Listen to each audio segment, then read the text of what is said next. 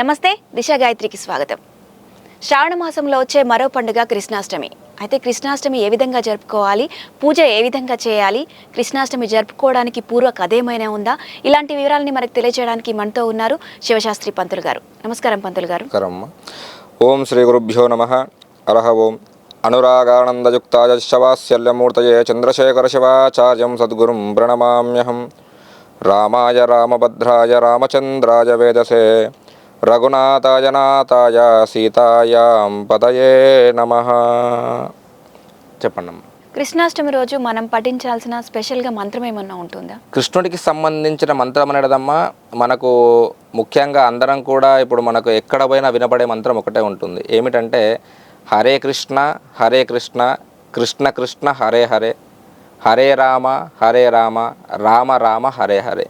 ఈ యొక్క మంత్రాన్ని స్మరించుకుంటే చాలా పుణ్యం వస్తుందని చెప్పేసి మనకు నానుడి పూర్వీకులు చెప్పడం జరిగింది, శాస్త్రం కూడా ఉంది. కాబట్టి కృష్ణాష్టమి రోజు ఈ యొక్క మంత్రాన్ని జపించుకుంటూ కృష్ణుని యొక్క పూజ చేసుకుంటే చాలా ఫలితాలు ఉంటాయి. అయితే కృష్ణుడిని చూసి మనం నేర్చుకోవాల్సిన విషయాలు ఏంటి? కృష్ణుడిని చూసా చాలా ఉన్నాయమ్మా. మీకు కొన్ని విషయాలు చెప్తా వినండి.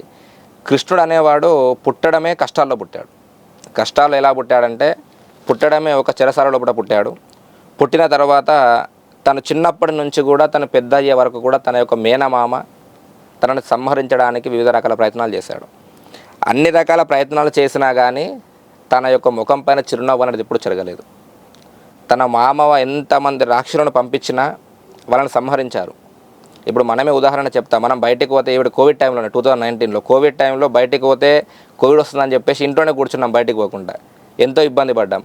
కానీ కృష్ణుడికి తన మేనమామ సంహరిస్తాడు అని చెప్పేసి తెలిసినా కానీ కృష్ణుడు ఇంట్లో ఉండకుండా బయటికి వెళ్ళి అందరి పిల్లలతో కలిసి ఆడుకున్నాడు, గోపికలతో ఆడుకున్నాడు, గోవులు కాశాడు.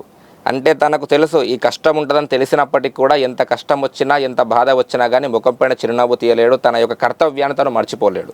కాబట్టి మనం కృష్ణుడి దగ్గర నుంచి ఏం నేర్చుకోవాలంటే ఏ కష్టం ఉన్నా ఎంత ఇబ్బంది ఉన్నా ముఖం పైన చిరునవ్వు అనేది ఎప్పుడు పోగొట్టుకోకూడదు. ఎంత కష్టం ఉన్నా లోపల బాధపడ్డా పర్వాలే.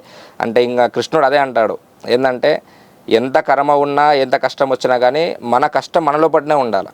పక్కవాడికి చెప్తే ఏమోదని నవ్వులాటగా అయిపోతుంది. కాబట్టి కష్టం మనలో పడి ఉండాలి. కష్టం ఏంటో బాధ ఏంటో మనకు తెలవాలి, కానీ ముఖం పైన ఎదుటి వారికి మాత్రం చిరునవ్వు కనబడాలి. అదేవిధంగా కృష్ణుడు మళ్ళీ ఏంటంటే ధర్మంగానే ఉండండి అని చెప్తాడు. కృష్ణుడు ధర్మంగా ఉన్నారు కాబట్టే కృష్ణుడు పాండవుల దిక్కు ఉండి ఆ యొక్క మహాభారతాన్ని నడిపించాడు. యుద్ధం జరిపించేసి యుద్ధంలో పాండవులను గెలిపించాడు.